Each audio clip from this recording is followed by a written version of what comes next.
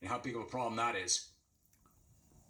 When he's talking about the eyes of the GOAT guy and the iconic call, he's talking about Jim in Fall River. For the love of God, would you networks please curtail the amount of extreme close-ups on one Andrew Pettit? I watched the playoffs last year. It's like every time this guy started, the camera crew shot the game like it's some kind of David Lynch movie with the camera zoomed 4 inches from Pettit's nostrils. It's like 36 times in a 7-inning span you hear the announcer remark on the intense stare of Andy. Andy in his zone of concentration.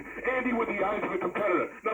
Let me help the novice baseball fan that only tunes in for the playoffs, okay? Andy Pettit pitches with his mouth agape, and he has the eyes of a goat, okay? I give him credit. He's a mean lefty. He's got a wicked sinker. But just because he glares at Posada like he's trying to burn a hole through Jorge's eyebrows with his mind doesn't necessarily mean he's any more focused than the other 8 a-holes wearing pinstripes on the field. Absolutely incredible.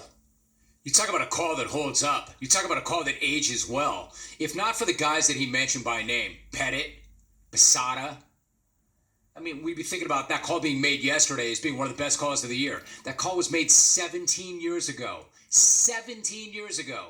Jim in Fall River. And I have no idea what happened to him.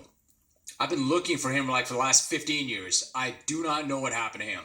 And for a number of years, I would always say, before there was a golden ticket, I would call out to this guy, shout out to this guy and say, hey, Jim, I don't know where the hell you are. I don't know what you're doing. I respect it. The smack off is coming up. You're invited. You've never won.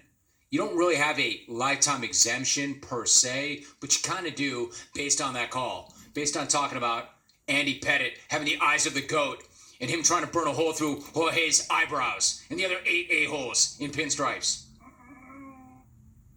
But I lost the guy. I can't find him. But the call always gets reset.